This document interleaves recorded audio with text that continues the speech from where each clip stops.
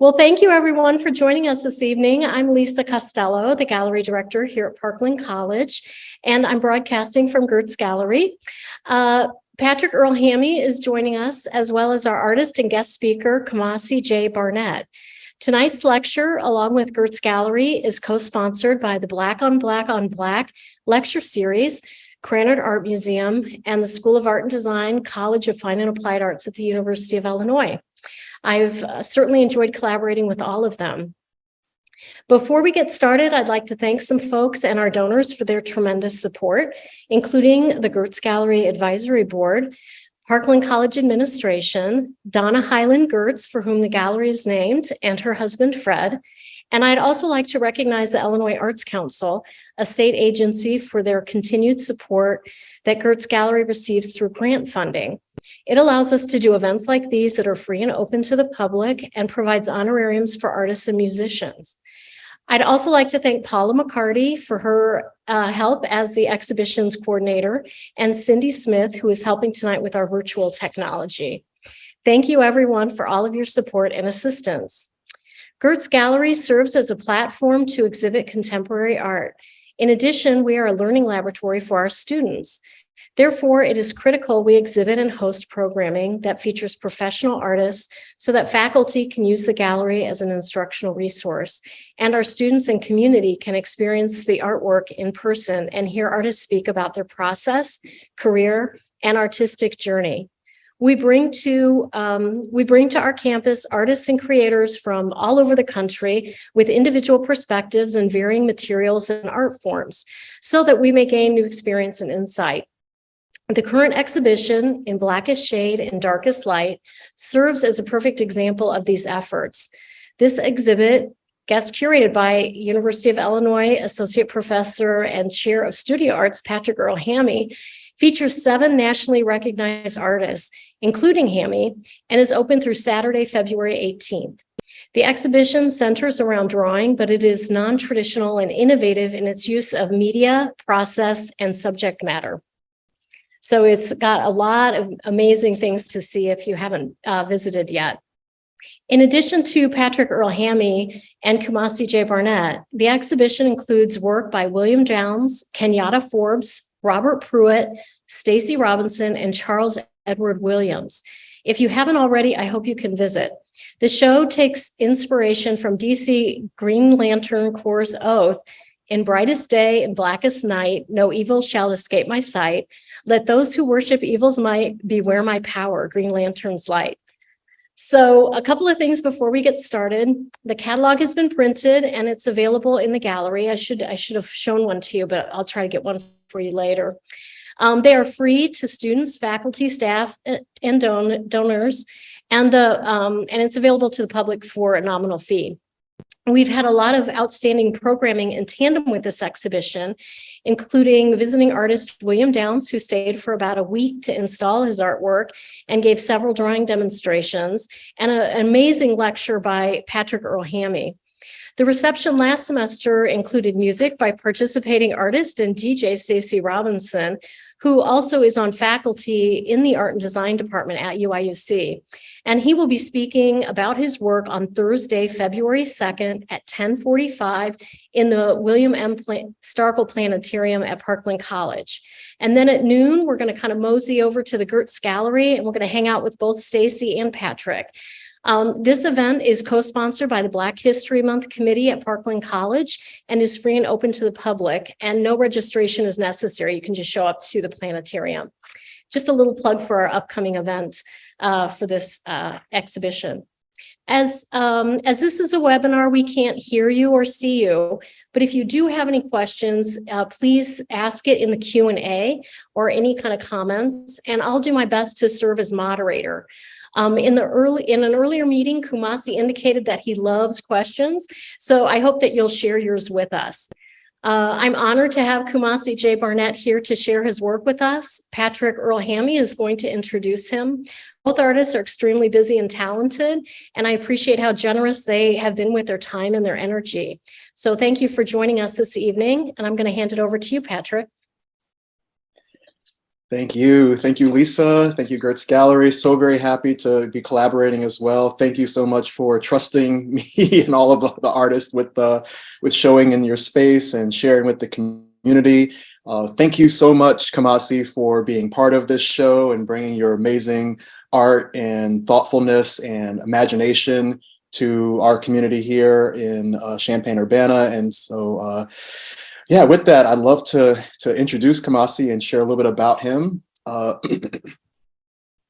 Kumasi's work has been exhibited widely, both in the United States and abroad, including Brabham Lee Programs, the Arsenal Gallery, and the Brooklyn Public Library, the Zeitz Museum of Contemporary Art Africa, the Boca Raton Museum of Art, and most recently, the Verge Center for the Arts.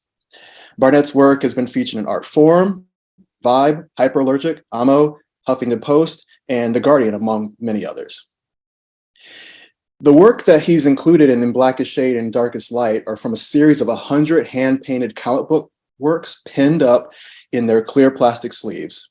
By addressing real-world issues through the superhuman genre, Barnett's work dissolves the disconnect between contemporary American narratives and the reality of justice, making us re-examine cultural conceptions surrounding the good versus evil paradigm.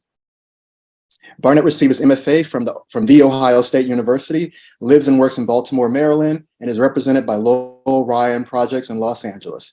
Please help me welcome Kumasi J. Barnett. Well, thank you. I appreciate the introduction. My name is Kumasi J. Barnett. Kumasi J.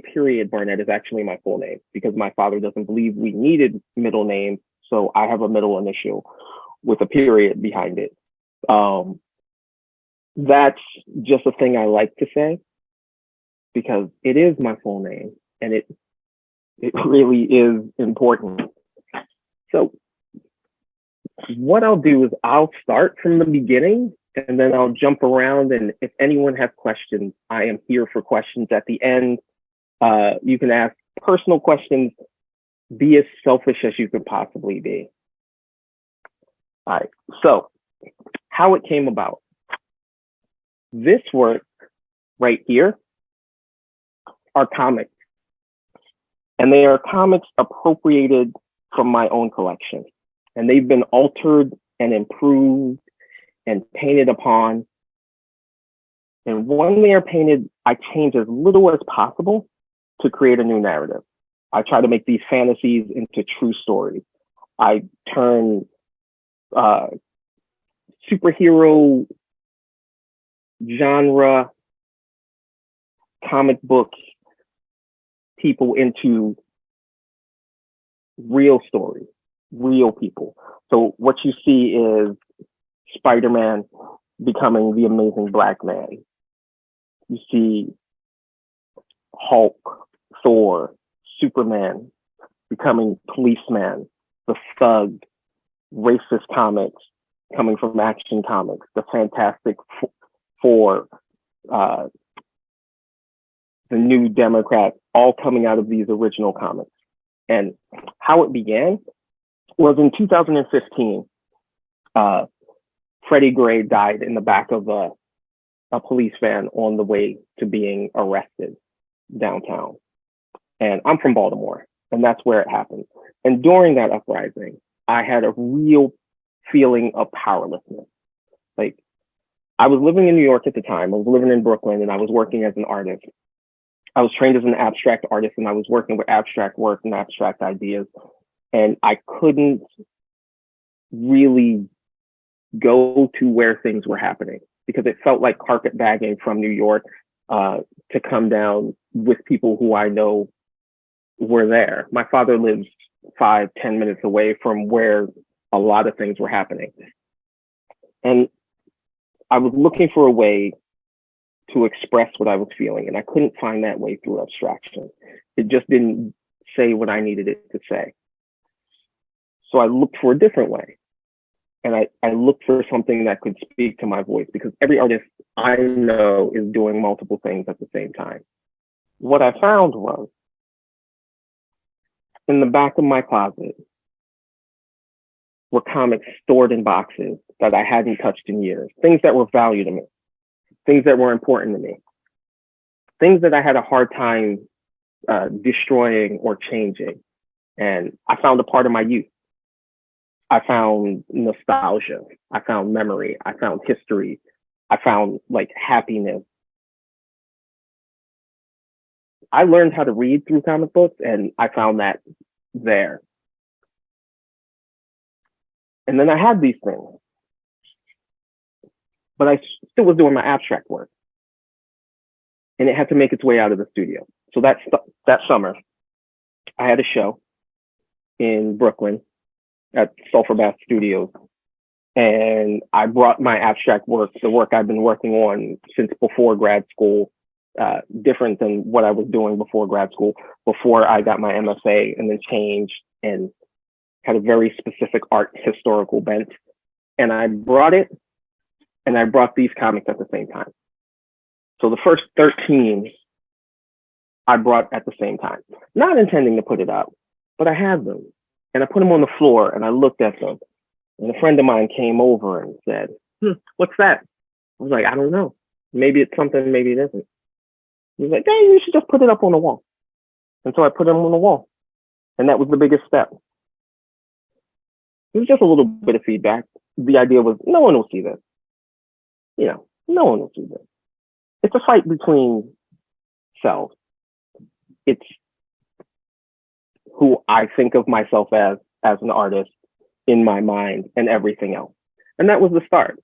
And you can see here, this is like a first run at installing them.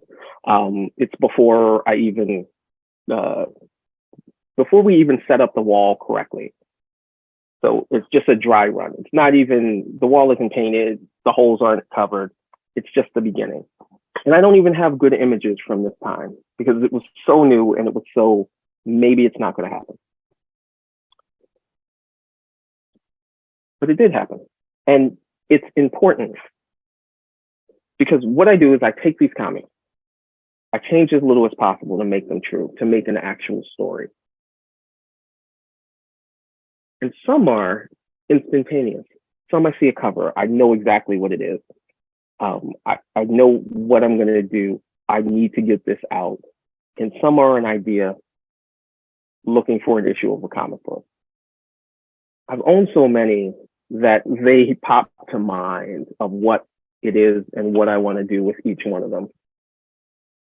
Like I almost have a complete run of The Amazing Spider-Man. So I know which one becomes which thing. And then it becomes an issue of ideas backing up because the hand and time aren't fast enough to match up. And that's the mechanical solution for what they are. But what is it? So it's parable. They are, to me, individual parables, oral stories, and tradition is how my culture passes down information. Written is a thing, but spoken from person to person is really how you learn. The old ones teach the young ones. You know, the Babas teach the young ones. The Egbays are in charge. And it's passed through generation and it's told from parent to child. It's like fables, but with a purpose. And a lot of that is to keep people safe, to keep children safe. A story is told like, oh, you don't want to do that because that keeps your children safe. And in America, they have to be safe. Here they're put to paper. As a painter, I speak with color. Like if I was a poet, it would be written. And if I was a musician, it would be sung. Like you do it in your own medium. I'm of the thought that a singer who loves God is much better at singing a song than someone who loves God but just picks up a musical instrument. Like you have a thing that you're passionate about, use it in service of what you really care about. So these for me are tropes of America, right? The meaning of tropes is like a cliche, like I said before, an allegory, a metaphor, but it's the essence of an idea wrapped up and shown so many times that everyone can recognize it. And so these are common. They're known. They're understood. They're overlooked. One of the things about, I think, us today is that we seek to misunderstand. So we try to say things in a certain way where it can be read one way or it can be read another way, when we should understand what people are saying. We should know the word. We know what they mean. And we know what someone is trying to say. When they double back on it, it really becomes weird. So some of those ideas are buried by those in power. Like the history of America is burying things, avoiding repercussions, but there are debts that need to be paid. There are facts that have been painted over. There are truths. And my goal is to paint those, is to let people know what those are by painting, because that's the way I speak best. Like, this explanation of what I do isn't the best way to experience what I do. And I think that's true for most painters and most artists in general. So I put these down as concretely as possible so they can't be ignored later as myths. I'm trying to bring something to light and leave a historical history of the works that we have. One of the things is they're contextual to America, right? They are, at any point in American history, these are true stories. They're as American as America is to America, like to Americans. Americans understand them. Americans understand the context. Even if they want to say it's not what it is, Americans understand what this is, because we are so fond of moving on without addressing issues. Like, we want the forgiveness without doing the work. We want unity without coming to the table with anything, without sacrificing anything, without offering anything, without addressing the past. We want absolution without confession. That's what I thought also. Like, we want to move on without actually having to do the work that allows us to move on.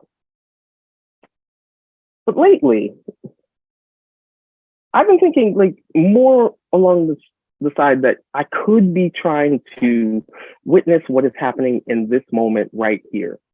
So I have perhaps too much art history where I always thinking about things contextually in art history, in a history of painting, in a history of expression. But I might be contemporarily trying to document the fork in the road that we're at. Like, is America at a crossroads? Is this late stage capitalism? Are we doing fracture? Or is it just the same old song? Like, is this just like the same thing that happened 20 years ago? The same thing that happened 40 years ago, 60, 80, 100? Like, it's just an Ouroboros again and again. So is this the end of, like, the British Empire after World War II? Or is it just a new election cycle? Like, is this just every 4 years, this is what happens? This side gets more polarized than that side, and we stand by the side and say, I don't believe either one of them are right, or I really believe this needs to be addressed, right? I can't tell you that, because these stories are so much from my perspective, and so much of it is my voice, and our voices aren't the same. They do harmonize, like, we sing in the same, in different keys, but we're singing the same song, a lot in the same range. We're singing back and forth to each other. We're cousins. Like, all my cousins know what that means. My real cousins, I grew up with cousins. They understand what that means. So once again, I'll say, I'm Kumasi, Barnett. I grew up in Baltimore. Like, I was born in Providence, but I grew up in Baltimore since I was 3. I'm from Turner Station. Turner Station is on the outskirts of Baltimore City once you get past the docks and all that. It's like right next to the highway, loops around it, but in a place where not many people get to. Right? I got my MFA at the Ohio State University. Thank you for that earlier. in painting and drawing. A BA from the University of Maryland in studio art and art history and archaeology with honors. But I really feel, and nobody asked for this, nobody ever asked for your community college degree, but I really feel like that's the most important to me. So I went to Dundalk Community College. Right now it's considered the Community College of Baltimore County, Dundalk, and I got an AA in general studies. And that was probably the most important thing that I did, because that's where I found out I wasn't stupid. Like, that's where I first studied. Like, I thought people were just smart. Like, people just knew things. I didn't understand you had to study. I didn't understand you could study one thing and then learn the next thing. I didn't understand that you were building bricks. Like, it's Lego.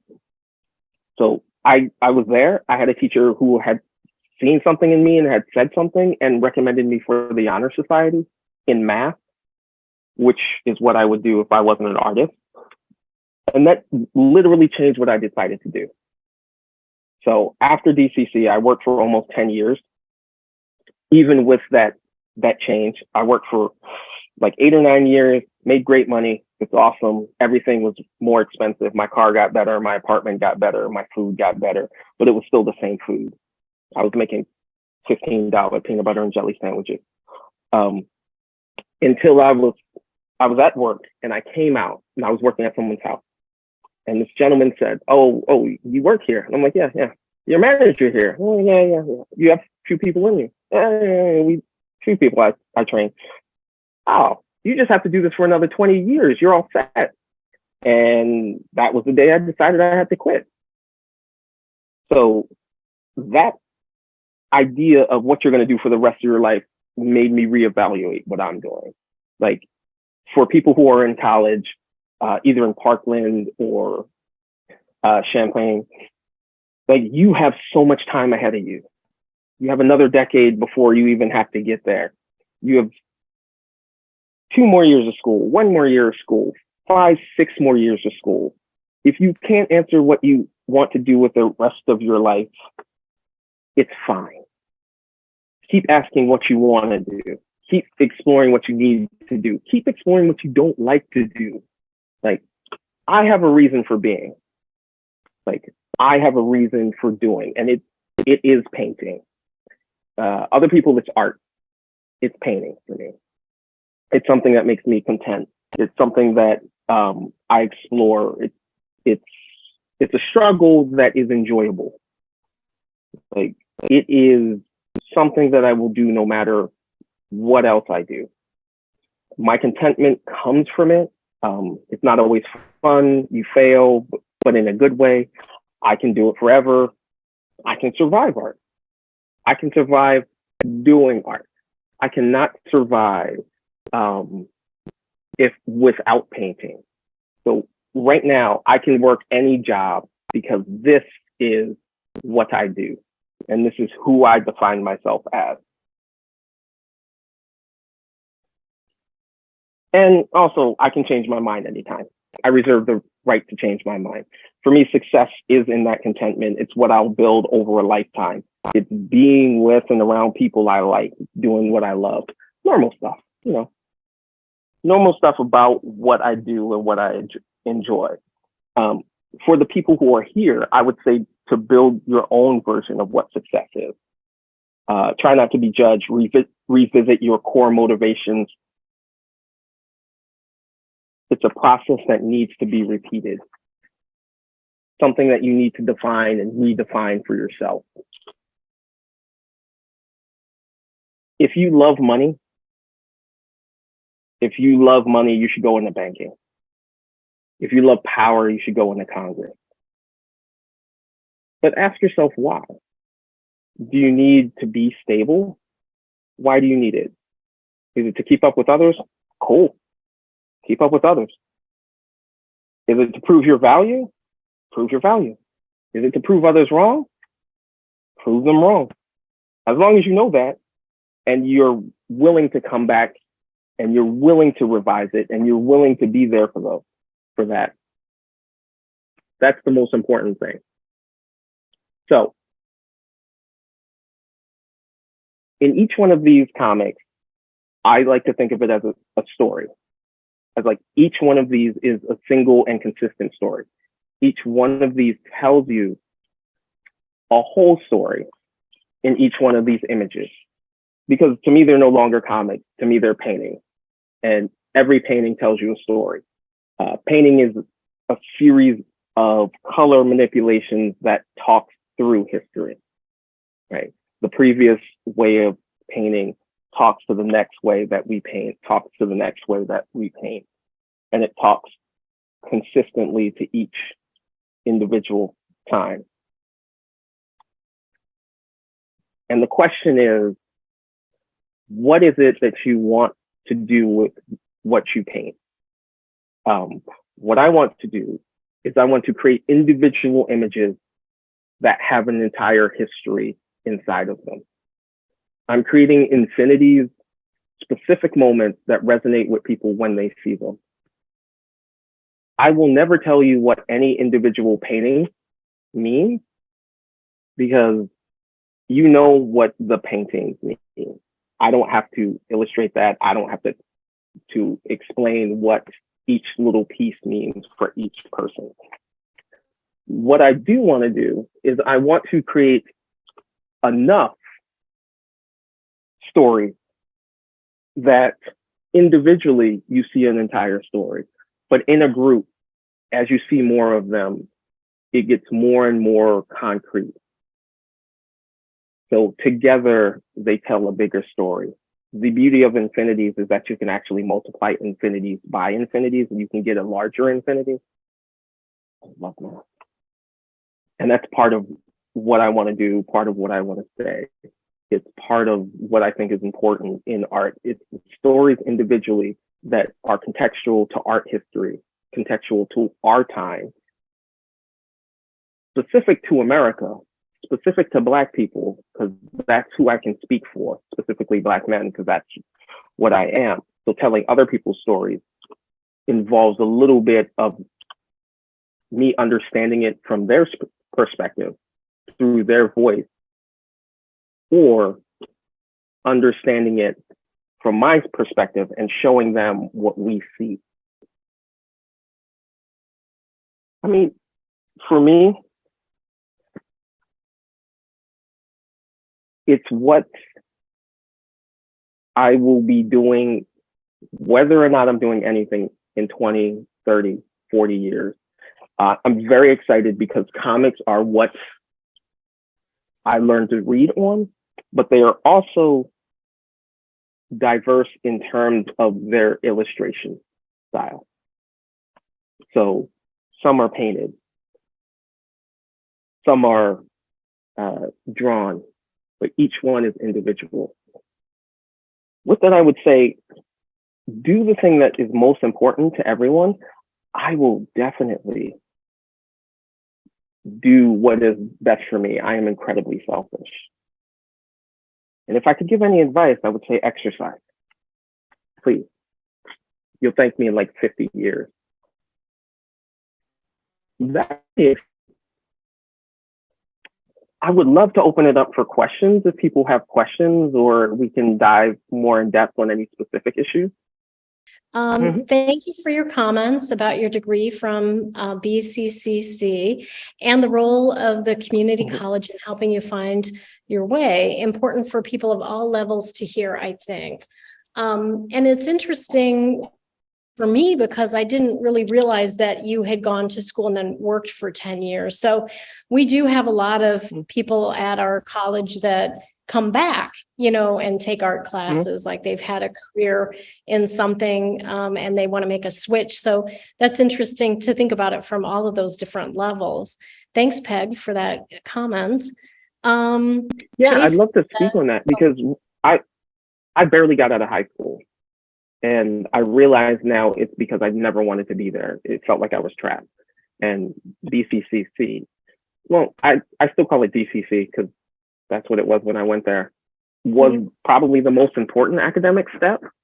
And then, I feel like, because I grew up poor, not broke, I grew up poor, which is different. And I felt like I had to make money. You can't, like, it's really hard to focus on what you want to be and what you want to do when you can't know when you don't know where the next meal is coming from. Yeah. So yeah, out in the world. Let's see, to switch, Jason says, comics can be a great medium for challenging cultural norms. Are there any comics you are into right now?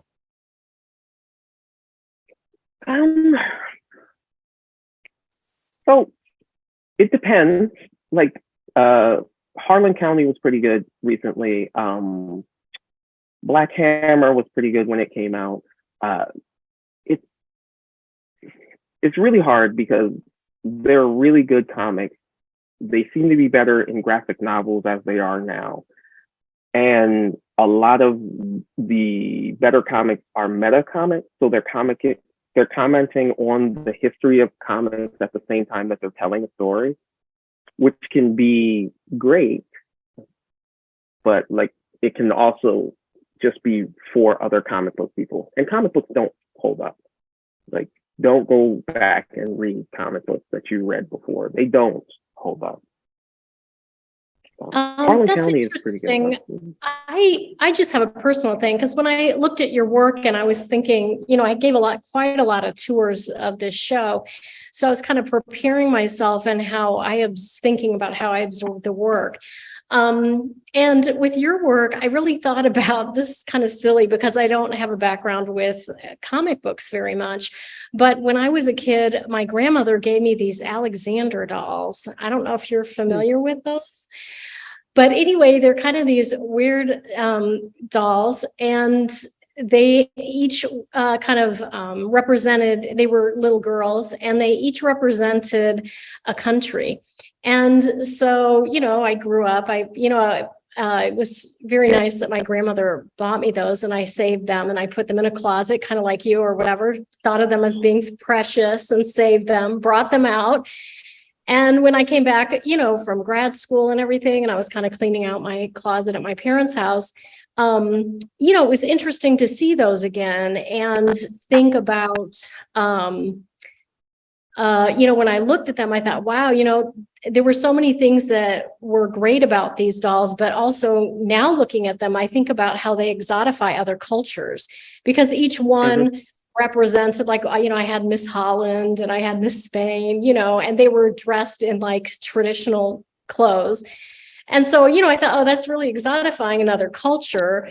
But also how it did ignite in me all of these feelings about wanting to travel and learn about the world and new foods and things like that. And so how did looking at and reading these comic books when you were a kid, some of the morals or the right versus wrong and things like that, how did that come through, and how do you think that influenced you? Well, it's so interesting, because the black and whiteness of the moral issue in most of the comic books was front and center, and there wasn't any nuance. And it was written from a single perspective because the people who wrote them were generally the same, like they were the same type of people. And they were writing for children stories that gave you, like, this guy who steals is the bad guy, and this one who punched him in the face is the good guy.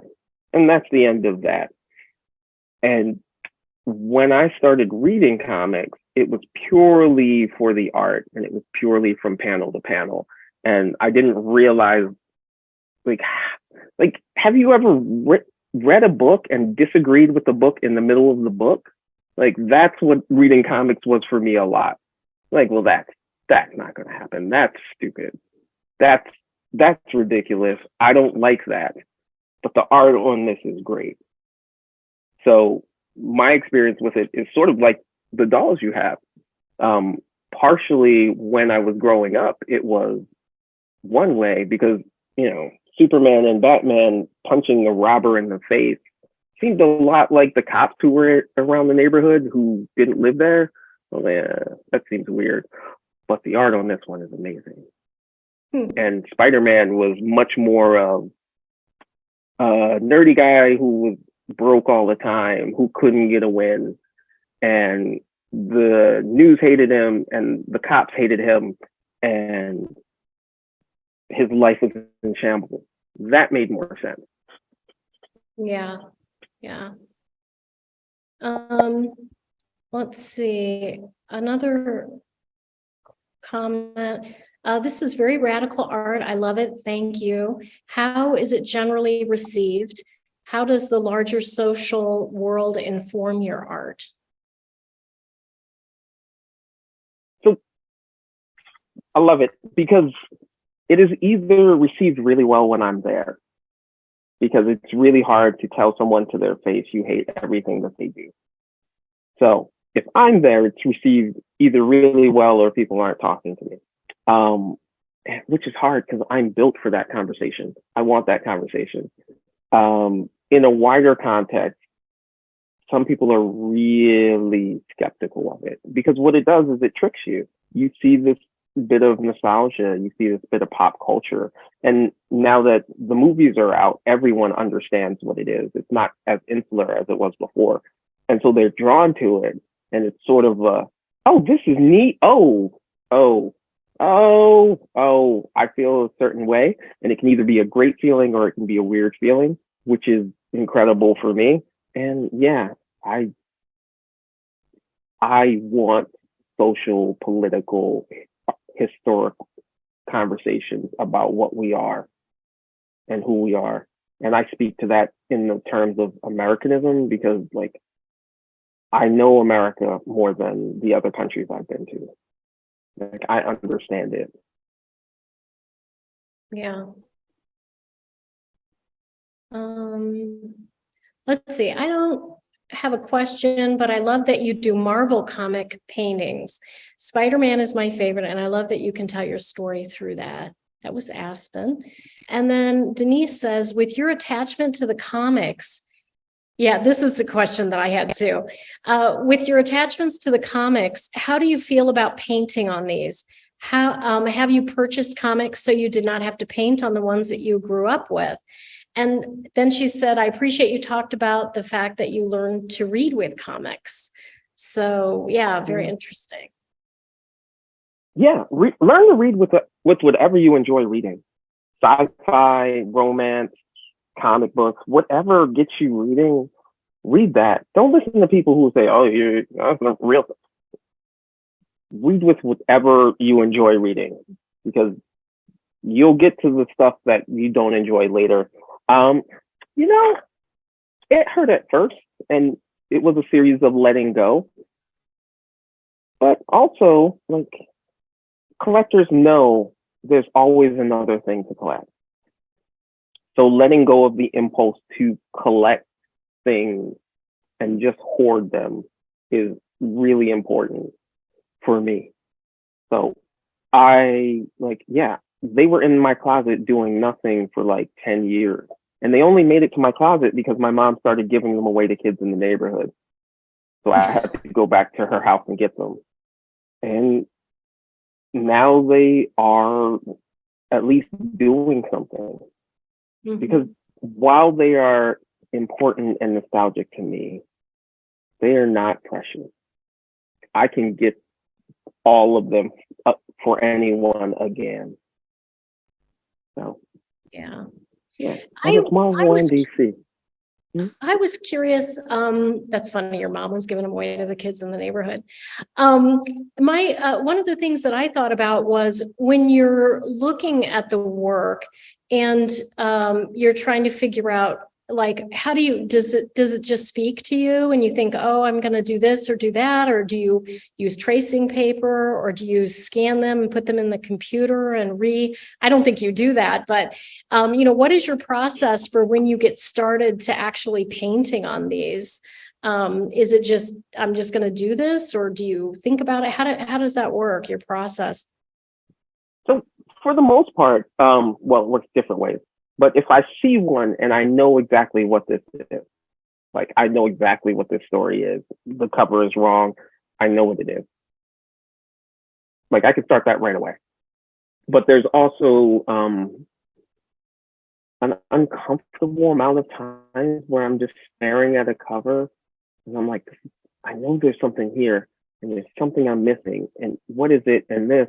And then there's like the normal artist, crazy person wall that looks like I'm trying to solve like a homicide mystery in a movie with post-it notes and lines going to other things and little pieces of art history and like theory. And like, I'm like, there's something here. But once the conceptual element is figured out, like once I understand what the background is, what the history is, what I'm trying to say, what I'm trying to get to that's a little bit easier because actually painting them is easy. It's sort of like artist and fabricator, or like conceptual artist and fabricator in one person. So the conceptual artist does his work and that's still me. And then I am directing myself as a fabricator, understanding what I was talking about. And it starts with, I like to do the titles first, generally white out the areas that I want to make a specific color. And once the title is settled, the rest of it seems to go a lot faster and figure out what little pieces need to be changed. Mm-hmm. Okay, so you kind of white it out and then go through.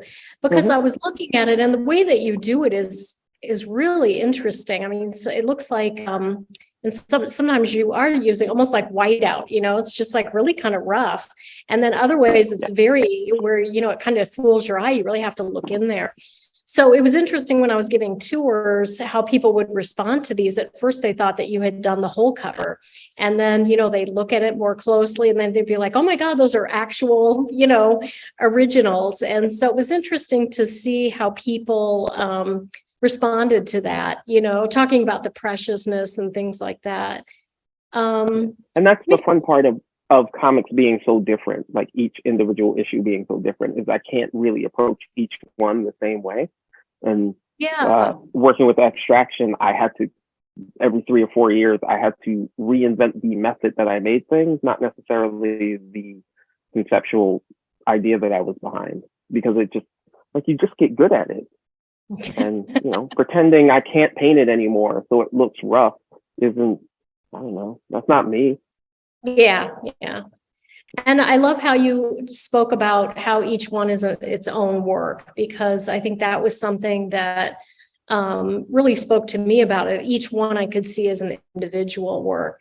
Some other people during my tours had commented on, I feel like there were people, and maybe Patrick can speak to this, but there were some people who really responded to it because they obviously were lovers of comic books. And so they were starting to lecture me about it. Well, he did this because of this, he did this because of that. And so it was really terrific to hear our students come out and, start telling me, seeing things in the work that, I would not have known, because I didn't even know there was a magazine, like a superhero called Daredevil, so I was like, what is this, so I loved how those people were just so, those are your people for sure. And they just were, so excited about the work, and they were writing papers about it. So that was really terrific. Let's see, which of your comic paintings is your favorite and why? And it looks like it depends Patrick's on the day. I'm sorry? Like, it depends on the day. Okay. So, like, just like everyone has a favorite child, I have a favorite painting depending on the day and which child has annoyed me. So yeah. Or the last one. The last one is usually my favorite. Your favorite. Yeah. Denise said, great response. Thank you. Peg Shaw said, I have some old Marvel comics if you want them. Here's let's see. Emerson asks, I'm wondering that your pop comic art for social, racial matters has the power to cause discomfort in an audience. In terms of art, it's awesome. Art should do that. But how about the market side of it and its reception by audiences, because it's powerful in this sense? It depends, right? I think that in terms of the market part, I've never been good at really selling things. So that's what's great about working with the gallery. They understand the value of things. They like working with people who understand that what I'm doing and can translate that to people who also understand it and want to be that. Because I don't have that. What's interesting is the people who usually buy the work understand the work, and whether or not it makes them uncomfortable, I feel like if it was a joke, they would be in on the joke, right? They would understand that the joke might be on them, but they're self-aware enough to understand, like, oh yeah, this is a thing that I am. It's been really interesting to have this work in our exhibit because, you know, I feel really lucky when I get to give these tours and have students comments and give me kind of their feedback.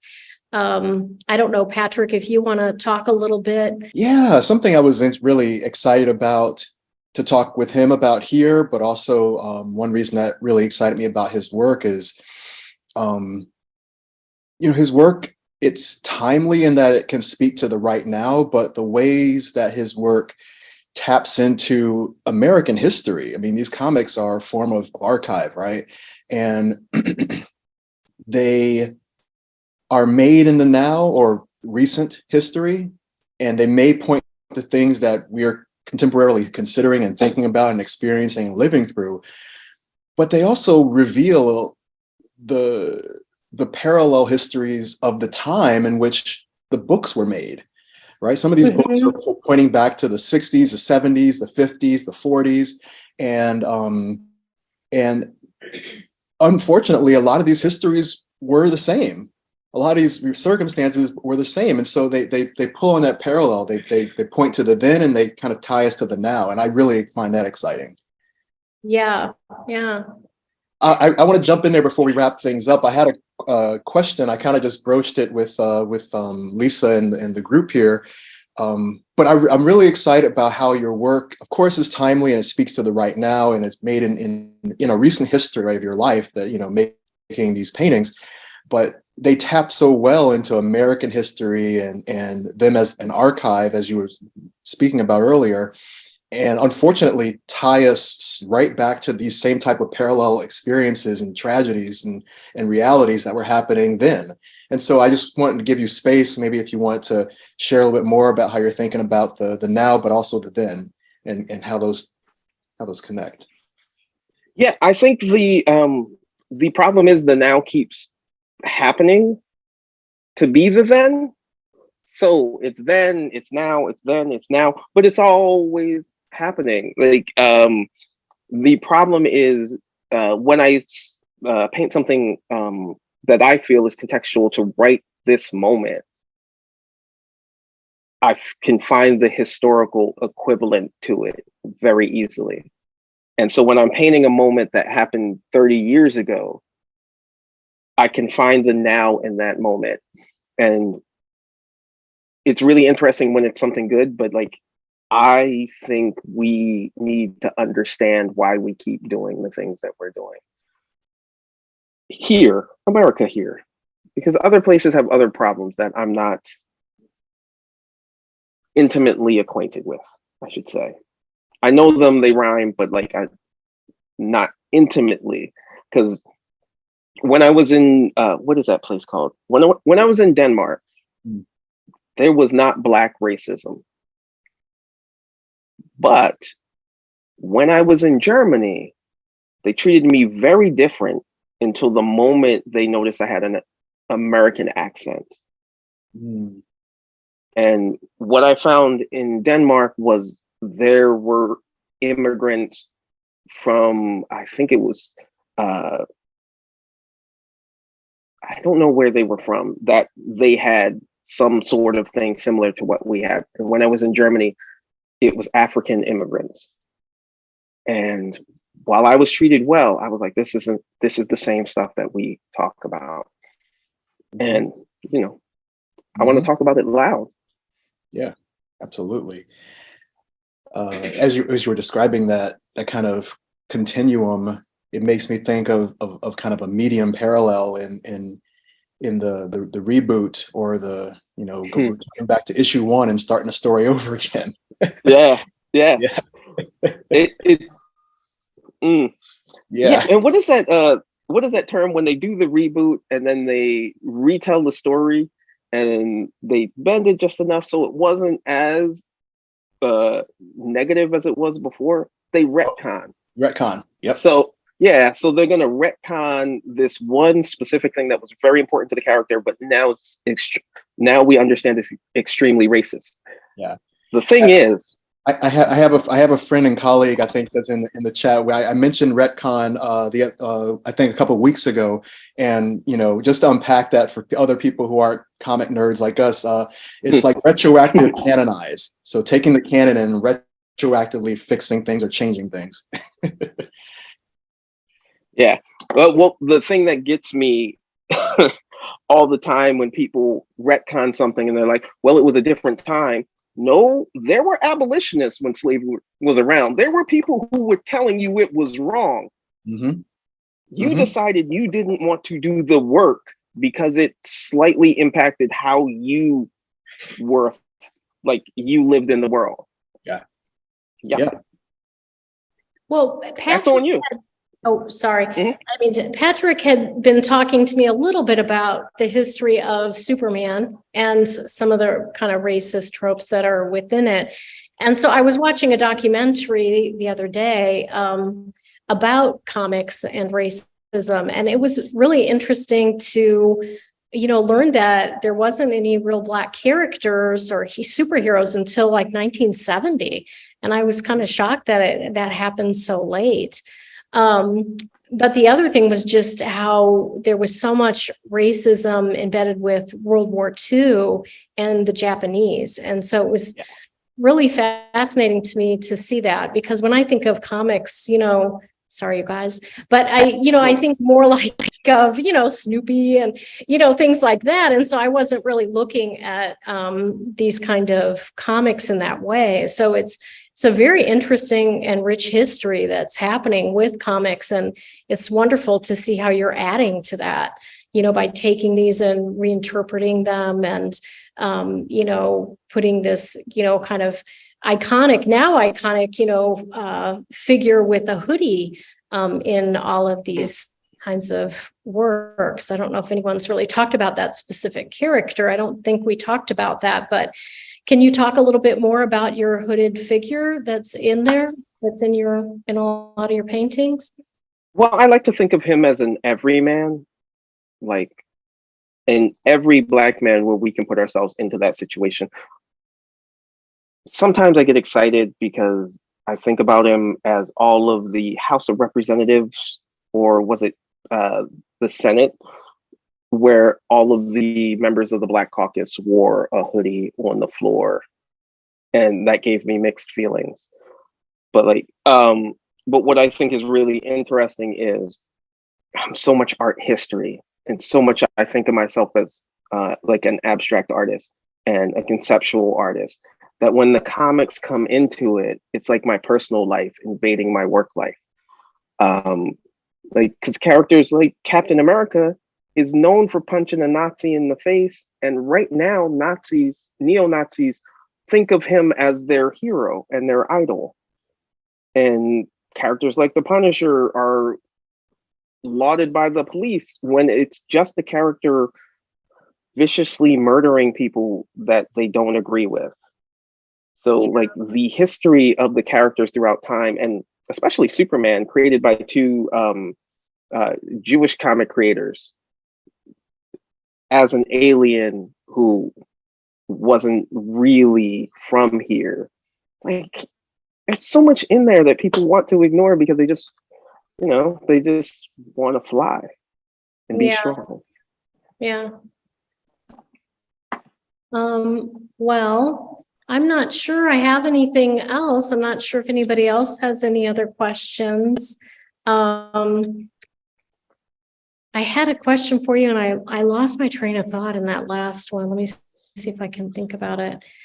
One thing I wanted to ask you about is, do you think that this this series has kind of, I feel like it was cathartic for you in a way. It was really depressing to me when I was looking at this work, and you'd been doing it since 2016. And I was like, oh my gosh, that's a long time to be doing this because of what's been happening in the news. Do you feel like you're kind of coming to an end with this body of work? Or are you going to continue it? Or I guess you don't have to end it, but I was just kind of curious what's coming next for you. No, it's really interesting for me because it makes me very uncomfortable. Yeah. It's very personal, very raw for what I feel like, and I would rather have something that's more from the library directly to the paintbrush and to the canvas, and that I can hide about. Like, I can hide what I'm about and like talk about theory. And so that's what still makes it interesting. And it constantly has a different imagery to every single one, which makes it interesting. Yeah. And I do enjoy how uncomfortable people are when they're slapped in the face with a very ugly truth in a very pretty way. Mm-hmm. So I think And I don't there's think I'm also, oh, I'm sorry. no, go ahead. Go ahead. I mean, I feel like there's also a lot of humor in these. I mean, there's kind of a kitsch way, that, a lot of comic books have, kind of like what you said, there's like this, I'm going to punch you and now I'm the winner or whatever, like one-liners that are going on. And yet when I look at your work and each and every one of them, there's such a complexity to them, like there was one that you showed, about teaching racism to the next generation. And, there's that one. And then there's another one, they're just all so completely different. It's just really interesting. But I wonder, I think of a lot of feminist artists who use humor and satire in their work to kind of make the work more appetizing or able to go down, so to speak. And I think your work is doing that as well. And it's really fascinating to see that work. Yeah. Yeah. I think it's successful.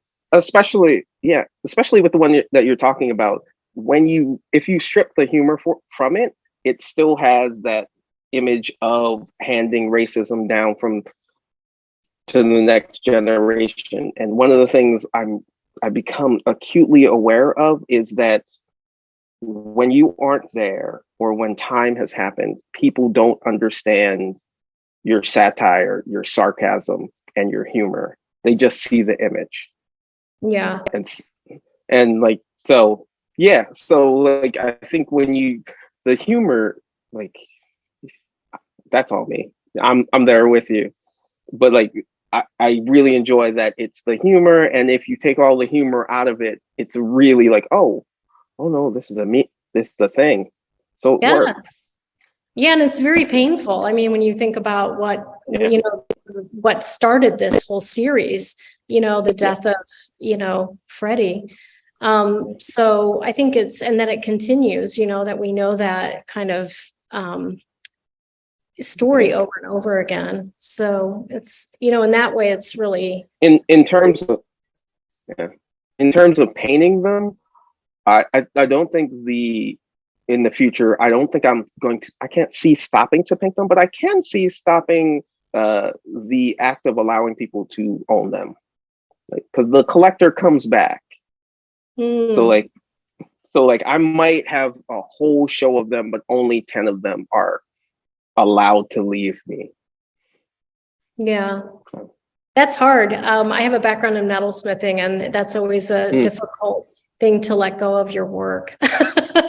But I can see, the idea of the collector, that's very interesting. Or, if they would end up as a collection at one museum or institution would be interesting, or whether to break them up, So, yeah.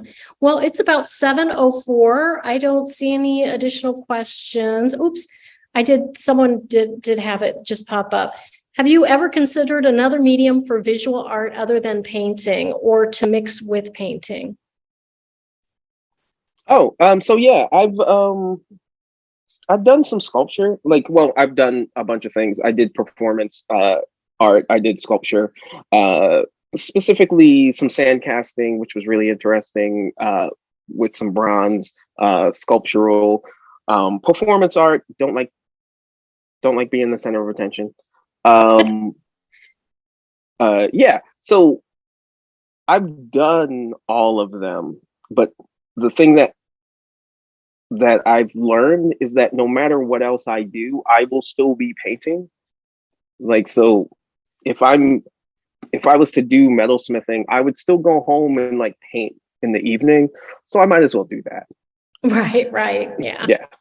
I think that makes sense. I think you found your love and you've been able to incorporate it into your own personal experience. So, and make it part of our larger conversation.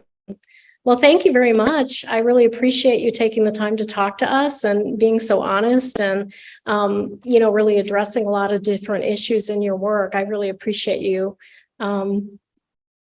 participating and speaking with us today and sharing your work in our exhibit. So thank Yeah. you. Thanks for having me. It's been a pleasure. Thanks for inviting me. Yeah. Thanks so much. Such a pleasure. Thank you. Well, have a wonderful evening, everybody. Thank you so much.